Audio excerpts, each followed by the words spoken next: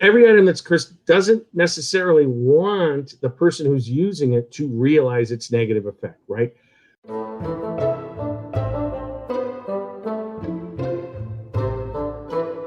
Hi, welcome to How to D&D. My name is Fred Wheeler, and today I want to talk about Dungeons & Dragons. But as it happens, I have a guest with me.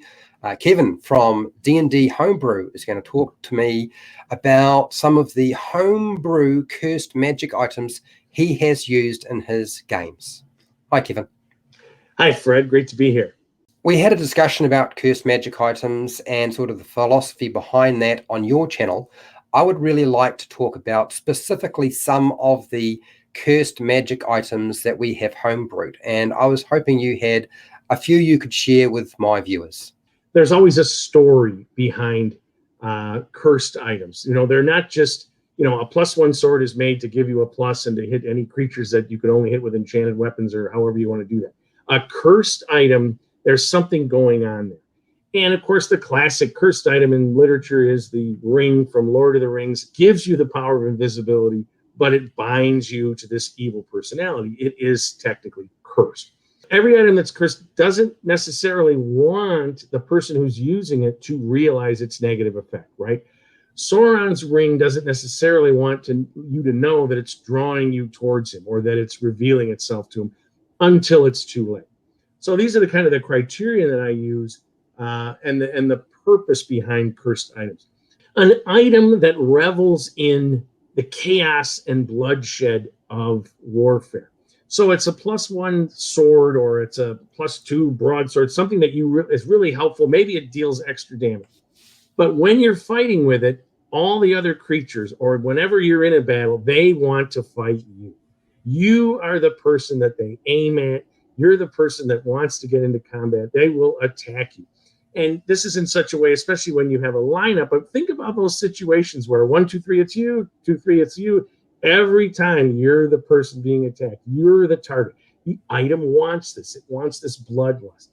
And it can often make make you not so great to continue the battle. It doesn't want to finish this battle, right?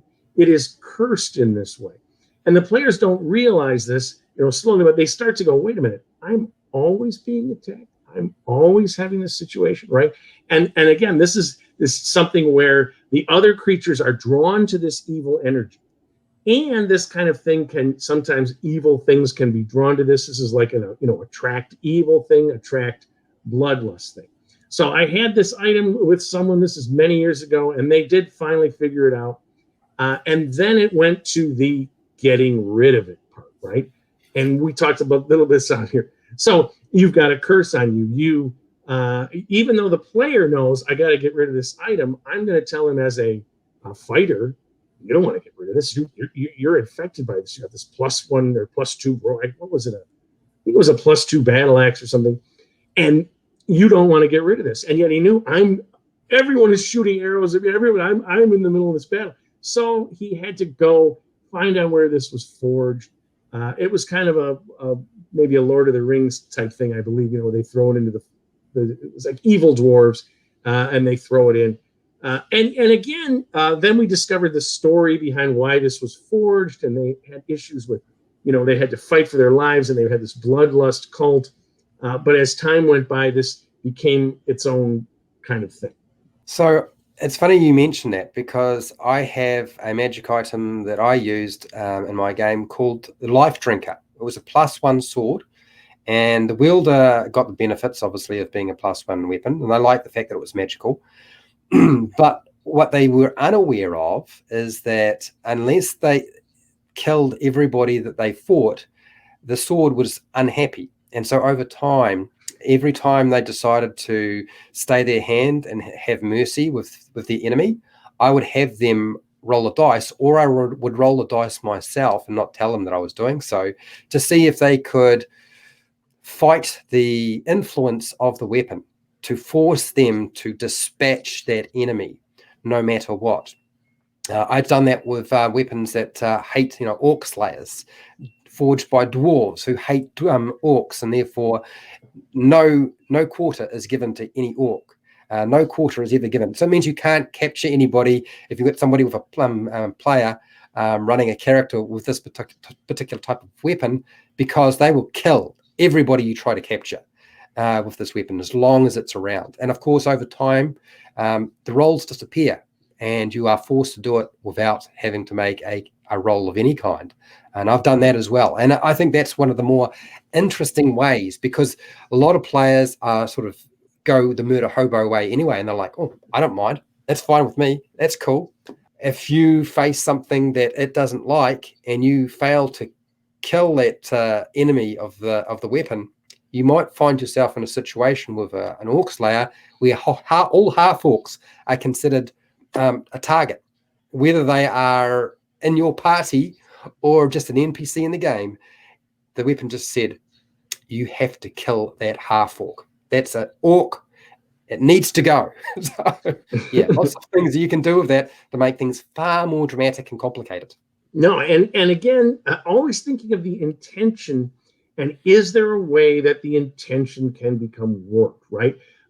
So here's another classic that I always think about, and I've used this for cursed items, or pseudo curse, I guess you could say, would be sentient items, right?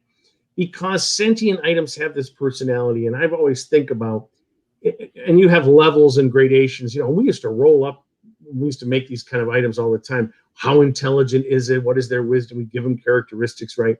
And a low intelligence sentient item, some people like better because it didn't cause as many problems. Because if I gave you a 17 intelligence sentient item and I said it has a strong will, it's going to want to do what it wants to do, right? And that may be kill orcs. That may be find something. That may be insult people, make you insult them, whatever. A sentient item to me is such a great, curse, because in the way, does the ring have a certain amount of sentience per se, right? It's sort of, it forces Gollum to kill his brother or go into this cave because it has a goal, which is to get back to Sauron. I don't know how much you use sentient items. We used to use them all the time, and my players liked it when it was not too willful, because when I had a willful sentient item, it got him in trouble, right? And I'm always like, do you want to put it down? Do you want to put the +2 sword away? And they'd be like, no. But, well, then you're going to have to deal with this thing. And if you have a raging kind of personality or something, it's going to take you over. And the other players in the party, this became a curse, right? Because they knew he's got this dang sword that anytime is going to do something or make him react in a way that he's making a trade-off, right? There's a negative to this item. And, and sentience, I also had sentient items that were going insane, right? Because what is it like to have this personality trapped in this item? You have no physicality. Is it something that would cause all sorts of mental acuity, mental distress? Well, I just thought, sure, why not? This thing's been around maybe it was sleeping for 1,000 years, and the player wakes it up and it realizes, I don't want to be sentient. I don't want this. And it starts to go insane. And of course, the other thing about the sentient creature is, what is the bond exactly between a sentient item and the user, right? Is it a mental sort of connection there? And if one side of the connection is insane, how does it affect another? Do you have to open yourself up like you do for a spell, right? When they say, do you allow that to be thrown on me? It's thrown on you with no saving throw. So when you weld yourself to a sentient item, what happens? And if it's a cursed sentient item, and those were just, sort of middle ground. If you have an evil sentient item, all bets are off, right? And it's like an evil character in the middle of your group, right? Working for some evil purpose, working for a Sauron type figure. So everybody's dream when I used to, the old days, was to get a sentient item. And I'm always like, be careful what you wish for. So, yeah, I do think of cursed items as having sentience, and the longer that magic item's been around, the more likely it has a will of its own, rather than it being something that the wielder can control completely. Particularly the more powerful they are. The more powerful they are, probably the longer they've been around, and probably those sorts of items may in fact have the will or soul of another being trapped within it. It might actually have somebody's will or trapped within it. A good example that I can think of is the Dread Helm, which I incorporated it into my game. It had a +1 AC. It gave you advantage on intimidation. But over time, the players discover through their characters and what's going on, it's subtle, it takes time, and I played it out quietly, that the character was now evil. It changed the character's alignment. And why did it change the alignment? Well, guess what? They weren't aware of it, but that helmet was worn by a Death Knight, Lord Soth.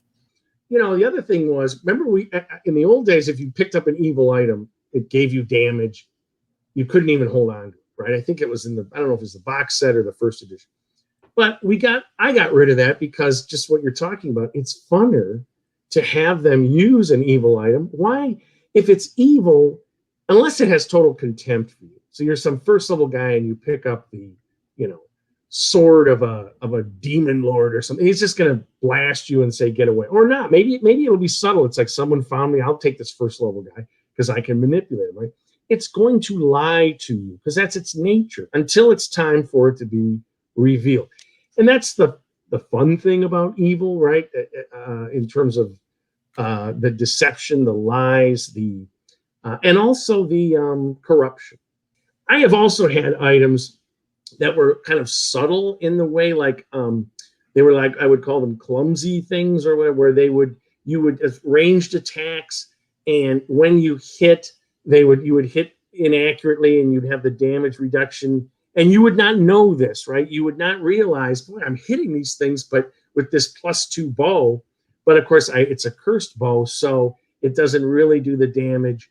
And again, when you're rolling in a tabletop game, you can do a cursed item like this because you're just rolling behind the screen or whatever. You can actually do it on a computer game by giving creatures that this person's hitting, minuses on their thing. Again, you have to be a little more creative with this kind of thing. But in the old days, I used to do this kind of thing, a cursed bow like this, or cursed item where you thought you were doing better, but in fact, it's because, again, the idea behind this is you put these bows in with your enemies. They're not super powerful, so in theory, you could make a bunch of them or whatever. Oh, +1 bow, this is great, right?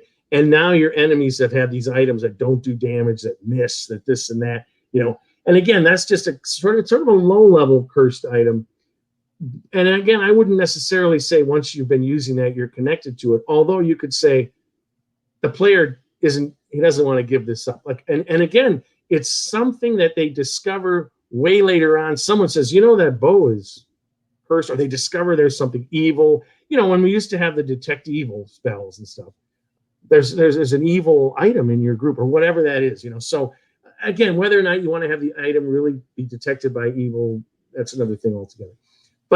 And it was always interesting when they discovered that. Now, again, this is another thing that I guess I should talk about with cursed items in this section. People don't like them. Players get pissed, right? They find out their +2 bow is cursed, and, I've been using this and missing it, So I would say use them with care, right? But they can be fun.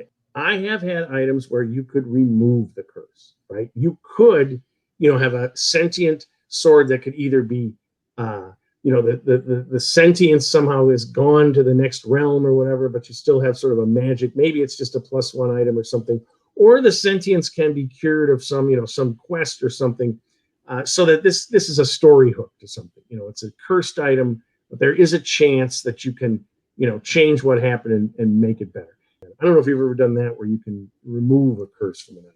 So I haven't done that very often. In fact, I don't know that I've ever done that. Usually I always allow my players to use remove curse to remove the curse from them so that they're not bound to the magic item if they don't want to be. And I do that deliberately so that they need to make that choice about, do I throw it away? Do I try to sell it to somebody and see if I can get some money for it, even though I know it's going to cause damage and destruction in the world?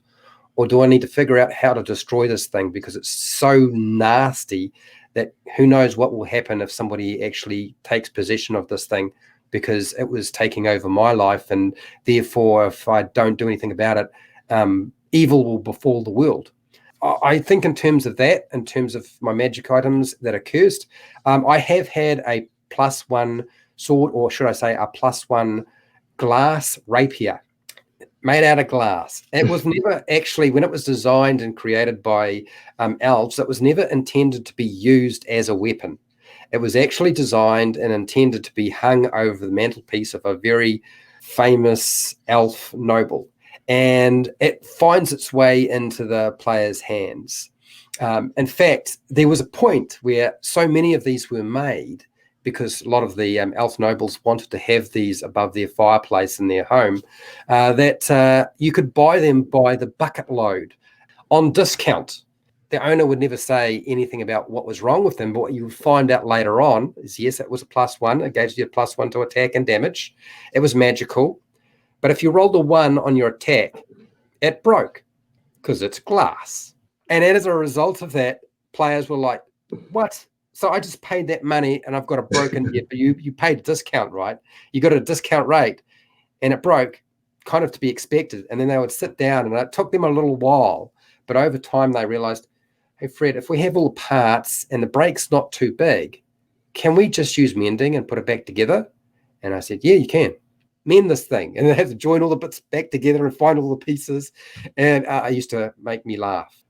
A bit of drama, but it was mostly quite funny in terms of its creation. And in many respects, it's not strictly a cursed magic item. It's just peculiar in its nature, because what it was designed for is not what they were trying to use it for. I'm just remembering now, I had, it was a potion, like a infinite potion of healing, right? It did, I think, like 1d6 a day or something. And my players thought, this is the greatest item. I cannot believe King gave us this item, right? Well, of course, every time you drank this, a certain percentage of your thing went to like the astral plane, some kind of plane, right? So slowly but surely, and they began to notice, like, I seem to be and they were having dreams of being on this astral plane. And they finally figured out, I can't remember exactly how, and they all had to go and get the remove cursor. They had to do something. It seemed so harmless. 1d6 plus whatever. Maybe it was 1d8 in those days. I can't, if it had already moved to the next level, I can't remember. It was a long time. But the subtle cursed items can be very fun. It has a desire to be with evil creatures, to be possessed by an evil creature. So if you're going to wield it, it's going to draw them to it. I had a situation where I had a lot of players who had come from previous versions of the game, and they expected there to be lots of magic items, and they were not up for the concept that Dungeons and Dragons 5e would have very few magic items, that magic items were rare. You couldn't buy them. You had to find them, and you wouldn't find that many. And there were two items in particular that I was constantly hounded and harassed about. And that was the Gauntlets of Ogre Power and the Decanter of Endless Water. Now, for those of you who are unaware of what the Decanter of Endless Water is, basically you unstopper it and it releases water continuously at a very slow rate. But the idea is that players would go to a dungeon that's below ground, and they would release the cap and let the decanter empty water in there and just drown everybody in the entire dungeon. And then once they're drowned, collect all the treasure and all the monsters were dead. And then they had a good old laugh at the dungeon master who'd spent all that time doing that because they had pretty much circumvented everything. And so I allowed that particular magic item into the game, and the other one as well, with the idea that there was a lich, because I figured that liches have more time than anybody else to make magic items, and they would make magic items in a way that would really be not to your advantage. And one of them is this Decanter of Endless Water, and I had this lich create it in such a way that you could use it a few times, but after a certain number of times, and I think I rolled it on a dice, after they cleaned out a few dungeons this way and had a good laugh, the stopper disappeared, and the water would just keep running and running, and then suddenly you have a river, and then a lake, and then an ocean, and it took them a long time to understand what was going on. And I think in some cases, in one of my worlds, there is an ocean that continues to grow as a product of this Decanter of Endless Water that was created by a lich. So that was one that I put in there. And then another one was the Gauntlets of Ogre Power. And I had a player who was a power gamer. He was a dungeon master. He was a min-maxer. And he had built himself a caster, but he wanted to wear armor and he wanted to have a really high strength. And he decided he had a wish list, and he would hassle me, I want that item every single time. And I'm like, okay. And I thought, all right, I will eventually let that in. I'm not going to tell him that, but it's going to be cursed magic item, and it's going to be created by a lich. And its intention is that whoever wields this particular magic item is going to become a slave of the lich, and it slowly transforms the wearer into an ogre. That means that all of your stats and all the things, all the intelligence and charisma that you had is getting drained away and going into strength. And therefore, and your form is changing. And they're like, what do you mean I'm changing? Yeah. Your buddy looks like an ogre now. Does that affect my intelligence? Well, it hasn't affected your intelligence yet, but you've certainly gotten stronger. And they're like, oh yeah, cool. But and then the next session, your intelligence is dropped by 1. And they start to see the problem. Okay, I don't really want to turn into an ogre. I'm going to have to get rid of this thing. So I like those stories. And these are the sorts of items players will absolutely try to sell them to somebody, cursed magic items, for sure. And one of the things that I always find entertaining is you can include magic items that if you don't disimbue them and they try to get rid of them and try to pass them on to somebody else, that whoever touches it simply gets disintegrated or electrocuted. So you can't sell it to anybody because all the vendors that you try to sell it to wind up a pile of dust. And eventually the word spreads that somebody's trying to hock off this gauntlet of ogre power to people, and it's killed like a whole bunch of shopkeepers. And as a result of that, the city guard is now chasing them. So things can get quite complicated. It turns it into another story. I think those are probably the most fun. The Gauntlets of Ogre Power that transformed a character into an ogre is the one that people remember the most that I can think of. The Decanter, less spoken about in my groups because they don't know how big the ocean has got. All they remember is there was a small puddle and they left it. Interesting. They want an item and yet they don't see the ramifications, because the other thing is a powerful item. I would always have creatures, whether it's a lich or some other powerful creature, that would be drawn to that item or would notice you using it or whatever, such that if you're going to wield something like that, you better be prepared to defend it, right? Because especially if it's rare or whatever, someone sees that you've got these bracers on and you do have this super strength for your physical size, they're going to be like, that I want that or whatever, right? It's always that thing. I'm thinking back to, this is a long time ago. It's not really cursed, but it's just a story that reminds me of that, where we had the hold monster spell, and these guys had gotten up to like 11th or 12th level. Well, in the old days, it was really hard to get much beyond that in terms of the experience point. But they had read about the blue whale has this incredible treasure. So they would fly around and find blue whales. They would hold monster. They'd go in and they'd steal all the treasure or whatever. And you've got experience for treasure at that time, I believe. Well, I realized this was so I have, at that time, I had this whole god system. I had Hatuma, which was the water god, who basically caught them doing this, said, guess what, guys? I'm going to send you on this underwater horrific quest. And, and I don't ever, after you're done with this quest, I don't ever want you hold monstering another blue whale, right?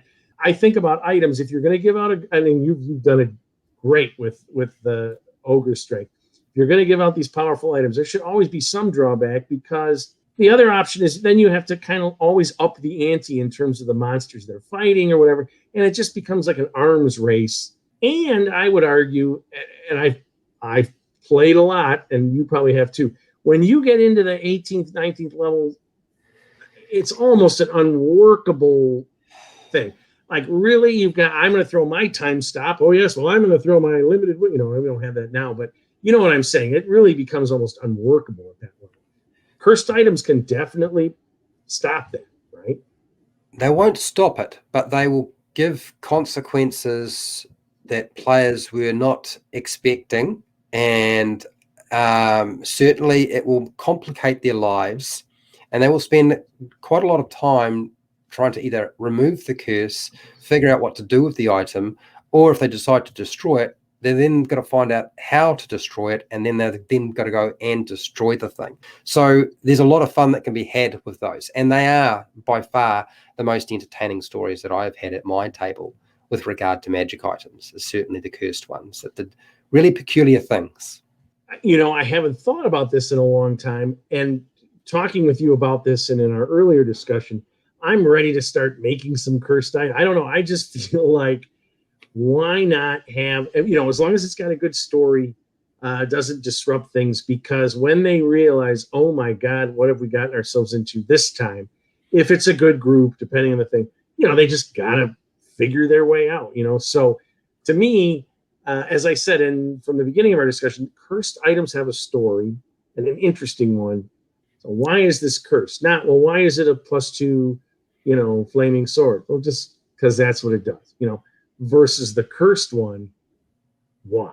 And I think that's what makes this, even though maybe the players don't like it, they're going to like the story behind it, and they're going to like trying to figure that out. Yeah, and they will remember that story. And that's what we're really going for. We're going for trying to give them stories that they remember, and they retell, and they will retell those stories. The other thing about any cursed item is the be careful what you wish for rule. You know, everything Midas touched turned to gold, including his daughter, you know, including his food, right? And suddenly, you know, he's living in a nightmare. Well, thank you, Kevin. I think this has been a really good discussion, and I could probably talk about cursed magic for a lot longer, but we don't need to do that. There's always time for another video if I ever have to do that again, or people are not interested. But hey, I would recommend that people go and check out the video that is on D&D Homebrew that Kevin and myself have talked about cursed magic items, very much sort of the philosophy behind them rather than specific magic items, whereas we've talked more about specific magic items here.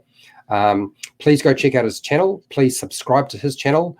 I'd certainly appreciate it if you support me so I keep doing video content like this, that you can use Patreon, you can use the Amazon affiliate links down below, merchandise shelf, or just watch the videos. That's fine too. Make sure to share, like, and subscribe to both our channels. And hey, till next time, keep rolling those 20s.